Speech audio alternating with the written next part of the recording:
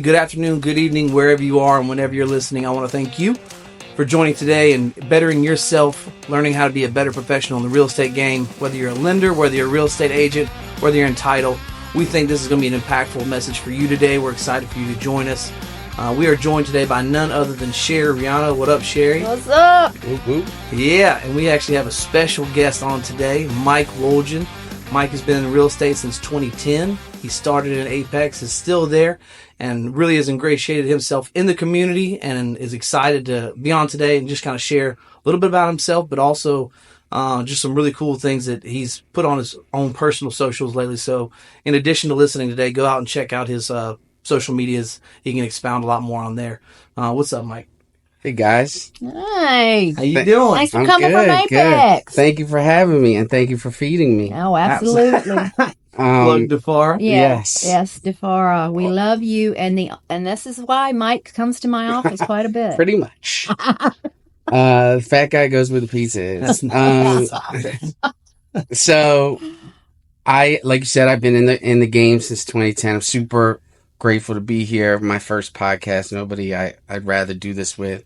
So thank you for having me. Thank you for being here. Yeah. Absolutely. Been in real estate since 2010, sort of when everybody was getting out of the game. I remember being home in Philadelphia for Thanksgiving and telling my family that I was going to go into real estate in 2010, and my uncle asked if I was an idiot. Really? Yeah. He was like, "Are you stupid? No, why would you possibly get into real estate?" Love the support. Yes. Yeah. Uh-huh. Fun at the Wolgin house. Yeah. So started in 2010, was background, worked for a builder, Okay. for several years before that. My story, give you a little bit of outline on who I am and sort of where I come from. I had me and my wife had our first child in 2006. I was working for a national builder in Philadelphia. The market, as you guys know, died, and they said you could either go to North Carolina or you could not have a job. So I said, I'll go to North Carolina. So we picked up and we went, and then we had our second child in 2008. And I was sort of the last round of layoffs in Pennsylvania. I made it through several rounds. Really? And it's the same exact thing happened to me in North Carolina. So I was sort of at a crossroads, laid off by the same company twice with two small children, and sort of had a moment where I said, I'm never going to work for anybody ever again. Yeah. So I went to real estate school in 2010, and haven't looked back since then. We've grown every year we've been in the business. I have a very small team. It's only me and 4 other agents and our incredible operations manager, Ashley. Love Ashley. She's the best. Realtors don't get any ideas. You cannot steal her. She's the glue. So we're just a small group. We have an office in downtown Apex on Salem Street, claim to fame next to Fresh Ice Cream. Very much involved in the community, whether giving back to service people, doing blood drives for the community. I live in Apex. We are just part of the heartbeat of that community and love helping people. We go all over wherever the business is, but sort of centralized. Centralized at home. So that's my personal story, just to give you a little bit of information about me and sort of what drives me.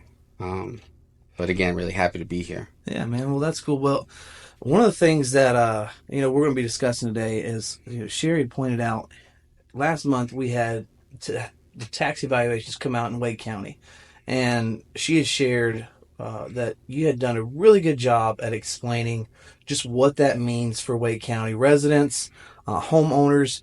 I think there's a lot of confusion out there, and what we really liked about what you shared was you kind of broke it down and you simplified it to where everyone could really understand. And I think when you get into something like that, it's almost like when you get your first tax bill as a homeowner and you're like, holy hell, is this something I have to pay now? There's like and you have to, as a lender, you have to remind them, no, actually, remember that escrow account we set up for you like 12 months ago? Remember this is what covers that. I still get clients that call me that have been in their homes for 7 years that say, "Oh, when is my tax bill?" And I'm like, "You escrow." Yeah.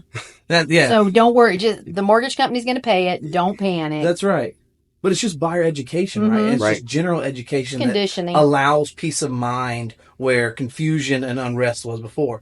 And your post really did a really good job of helping bring education to that area. So we were kind of hoping you would just really kind of dive into that, like kind of talk about what happened in January 2024 with the evaluations, talk about why it happened, but also talk about how it affects the average buyer. Yeah. So I'm glad we're talking about it because you're right. So much of it is just not knowing, right? And That's it. people don't do this every day like we do it every day. So it's simple for us to sort of have a greater understanding about the process and what it means because we're in it every day.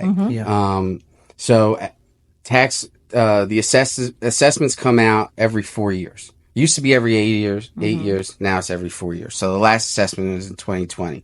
So right around COVID era.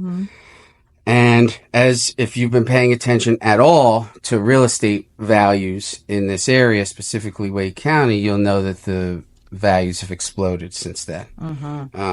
If you've Yes, right? if you have tried to buy a home, and whether it was in 2020, 2021, and you were in multiple offers, and you were having to pay a ridiculous amount of due diligence to today, because even when the market has shifted a little bit because interest rates have gone up, values haven't really come down, especially in desirable areas like where we are. So, with the assessments, they're a true reflection, not quite a true exact mirror reflection of where the values are. They're still, in some cases, 5 to 10% off.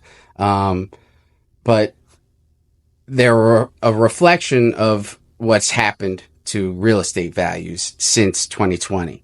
So I'll give you a personal example. We have our home in Apex, and when our assessment came, the value had doubled.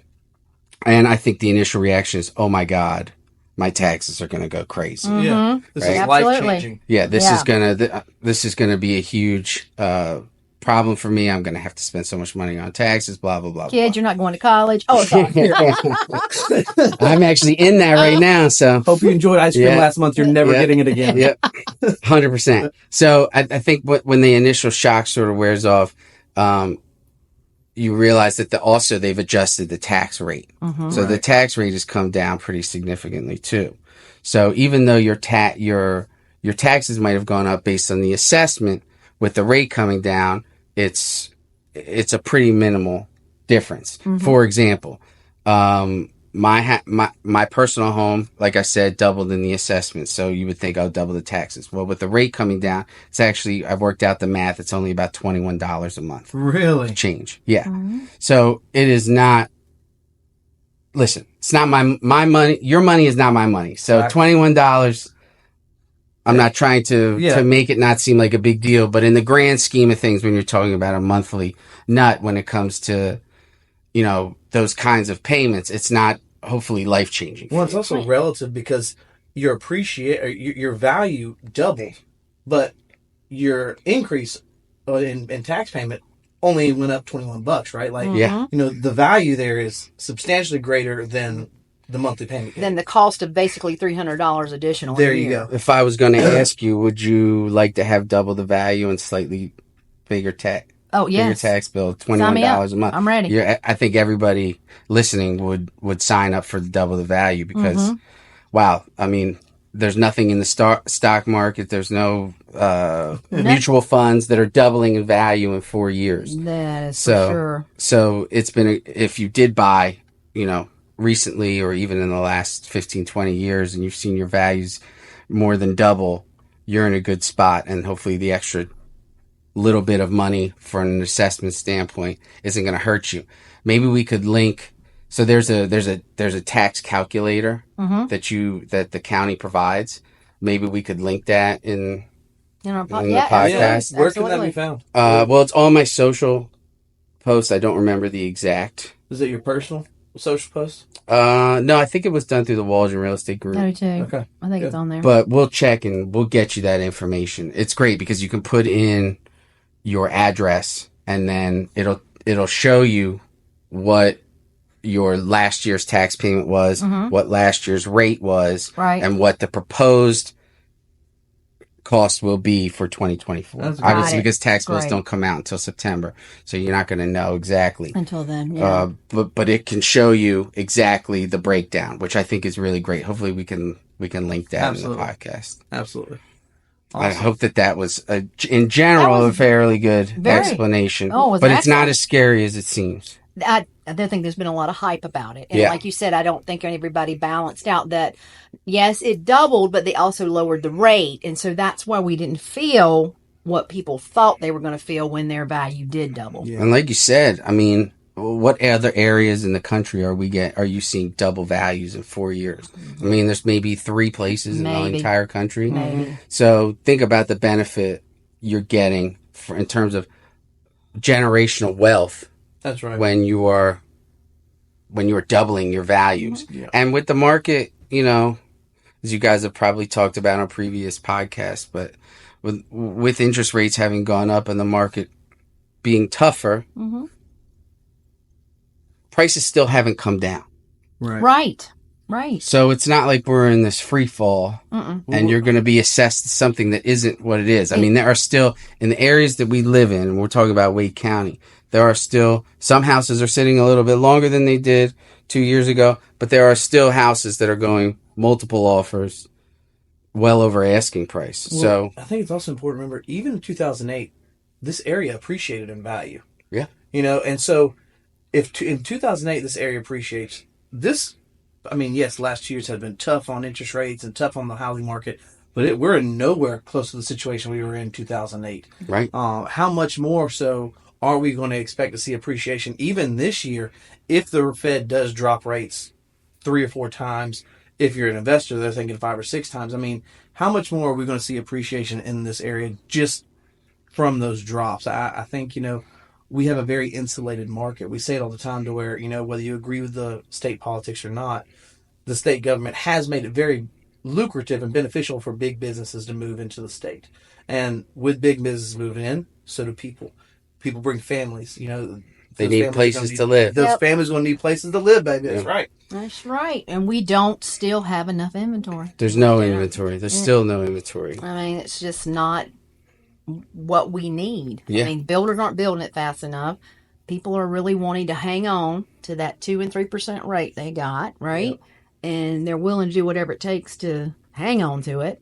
So it's gonna. That's where they should talk to you. They should, That's because it. with the values that they have actually just increased, right? You just doubled my value. Wow, what does that look like if we take that equity, apply it to a new house now at 6%? You might be in a bigger home. Yeah, and you may want to Love it. hold on to your house if you can swing it, Yeah. right? Yeah. And there are people turning their primary residence into investment properties. Yeah.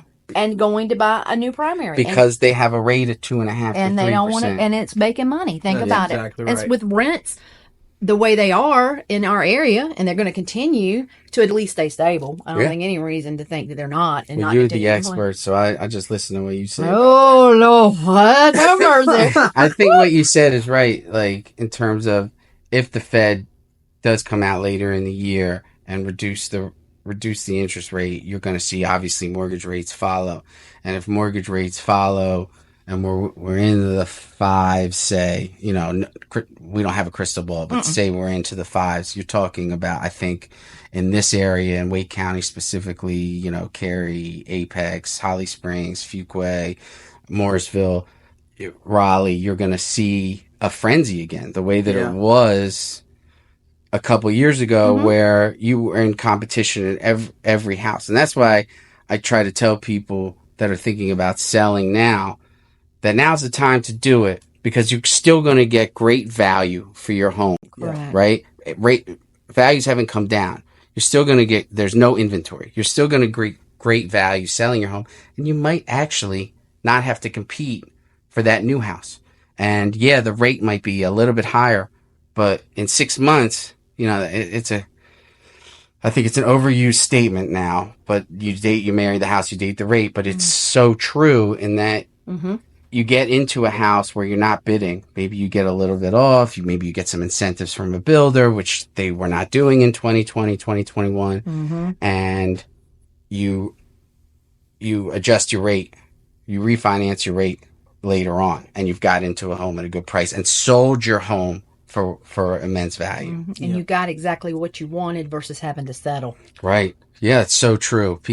So many times people were rushing. It was a frenzy, right? How many times people said, well, I wish we hadn't have done that now. Well, that's why we talk about going ahead and acting now. Like we're saying, don't wait for the frenzy to come, because then inevitably you will give up on something, whether it's a location, it's the style of home, it's a number of bedroom, whatever for you. So, act now. And listen, so much of our business is based on referrals, right? So I truly say this to my clients, like, I don't care when you do it, as long as I'm your first phone call. And I know that you feel the same way. That's right. So forever client. I'm not telling you this we're not telling you this, in my opinion, for our benefit. I'm telling you this because I know what it was like in 2020, 2021, and how difficult it was on buyers. And if the effect on sellers hasn't been diminished based on a decelerated market, and you can still get what you want, while also not having to play the game on the buy side, there's a huge benefit. Right. Yeah. Well, I think it also, just like the tax valuation, it comes down to buyer education. Yeah. If you can educate your buyer on why the best deals are not 6 months from now when the first rate drops, but the best deals were yesterday, and the further we get away from yesterday, the less of a deal you're going to get as a buyer. I think that is key in educating the people that we talk to every single day. That lead who's just been on the fence and, well, they were waiting for rates to come down from 8%, and now they're 6.5%, and they're still on the fence. Well, we haven't identified, I don't think, that buyer's pain point, and maybe it's just a lack of education on what is actually going to happen when those rates get to where they want to be. You're 100% right. And when you get off the fence, there's going to be 100 other people getting off the fence. Absolutely. Mm-hmm. So you're not going to be alone jumping the fence. You're going to have people to break your fall. That's it. Well, let's talk about home just a little bit. I want to hear more about Apex. Just what have you seen in the Apex area? And then also give me a place that you think is on the up and up. Like where do you see buyers moving to or Sure. just a natural growth towards? So, Apex is obviously an amazing place. It was voted, I think, in 2019, the best place in the country to live by Money Magazine. I've seen the growth happen over the years tremendously. I think we moved to Apex in 2008. So I've had 3 different homes in Apex. Obviously our office is there, live, work, and play there. Kids go to school there. Seen just tremendous growth. It used to be subdivision here, subdivision there, farm. Well, those farms are pretty much forgotten at this point. I know if you're familiar with the Apex area there, I remember when across from Olive Chapel Elementary was a huge farm, and now it's the public shopping center. Yes. And that's sort of what happened everywhere. And it's gone that way into New Hill as well, with Jordan Point and some of the other neighborhoods in that area. And there is not a ton of land left. Like you guys talk about Cary, I'm sure a lot, and it's the same in Apex. It's the same happening in Holly Springs. It's the same happening in Fuquay. I think when you look at investment, and for the next area that may double in value by the time the next tax assessment comes out in 2028, I really follow the builders. I always look to follow, where are the builders going? That's right. And every builder that I have my eye on is gone to Sanford. Wow. So I believe that Sanford, the way that they talked about Pittsburgh 10 years ago. Mm-hmm. Right. Everyone was on, and now you look at Pittsburgh, it's almost as expensive as it is in Apex. I know. And the schools have gotten great in Chatham County, and I think the same growth is going to happen in Sanford, and so do large businesses. You've got Apex, you've got Amazon hubs going up all over. Isn't the mighty name of Disney coming to Pittsburgh, isn't it? Yeah. Oh, yes. Boy. Yeah. Building a community out there. 100%. So I've had investors purchase in Sanford, because you can get a great new home. One of my investment strategies when I talk to people that are just starting to buy their first investment homes is buy new, because you get all the benefits of the builder's warranty. so you don't have to really manage that part of it. You get in the beginning of a neighborhood, and you can watch as every few homes sell, the prices go up. So by the time it's a 150 home community, you're the fifth or sixth in there, you're taking the risk that they're going to finish it, which all these builders are going to finish it in this area. Every 5 or 6 sales, prices go up. So by the time you're done, you got $50,000-$60,000 in equity in your house. So nice. So that's where I see the growth happening, sort of outside of Apex, Holly Springs, Fuquay, which are always great places to invest. But if I had $1 million to invest right now, I'm taking it all to Sanford. Wow. It's a big Strong. Yeah. That's I'm a betting man. That's what I'm saying. Come on down there. Woo! All right, y'all heard it here on our podcast. Yeah, $1 million, huh? Yeah. I don't have $1 million. Oh, I'm but sorry. if I did, that's where you would I got invest. kids going to college soon. I got to keep you got to keep that money saved up. Yeah. Woo, for sure. That's it. And now it's time for Market in a Minute. This is where we give you an update on the conditions of the market each week, no matter the topic of the show. This week we saw a lot of news coming out about the Fed's expectation of cutting interest rates, moving from March into May, where 50% of the polled economists were expecting the first cut to come in May, while the other 50% were actually expecting to come in June. This is a big change from when the majority were expecting the first rate cut to come out of March of 2024. At the same time, we did see other reports state that, hey, while the expected rate cut may come later in the year, it may come steeper later this year as well. And this is because there's some economists out there that believe that the inflationary data we're getting, specifically the jobs report, is a little bit inflated itself. So we're not getting true numbers. We think that we're going to see some higher layoffs in the February reports than we saw in the January. January's job numbers came in over 300,000. We were not expecting that to be that high, which caused investors to kind of back off from that March date. So it'll be interesting to see over the next coming weeks if the new jobs report numbers reflect a lower than expected employment rate. If that does happen, expect to see more investors pricing the first rate cut from the Fed to come in May instead of June. Either way, it's setting up to be a hot summer market. Tune in next week for the next Mortgage Mindset Market in a Minute update. Thanks a lot for being on the show today, Sherry. Thanks for being here as well. This has been Mortgage Mindset. If you've enjoyed this, if you learned something today, hit that like, hit that subscribe button. Also, if you want to be a guest, go to our website, sign up today. There's a little portal on there under the resources on Mortgage Mindset. There's a little tab that you can click on and sign up to share your story. Maybe you have something that you feel like you can share with local agents or even non-local agents that could benefit them. We'd love to hear about it. Reach out to us today. Thanks. The Mortgage Mindset Podcast is hosted by the Sherry Riano team at Clear Mortgage, powered by City First Mortgage Services, LLC. Sherry Riano's NMLS ID is 71774. Visit us at thesherryrianoteam.com for more information about our team. The opinions expressed on this show by the hosts and their guests are their own and do not necessarily reflect the views and opinions of Clear Mortgage or City First Mortgage Services. Please note that Clear Mortgage is powered by City First Mortgages, LLC, and their NMLS ID is 3117. Clear Mortgage and City First Mortgage Services is not an agency of the federal government and is not acting on behalf of or the direction of HUD, FHA. City First Mortgage Services is an equal housing lender. Programs, rates, and terms subject to change without notice. Underwriting terms and conditions apply.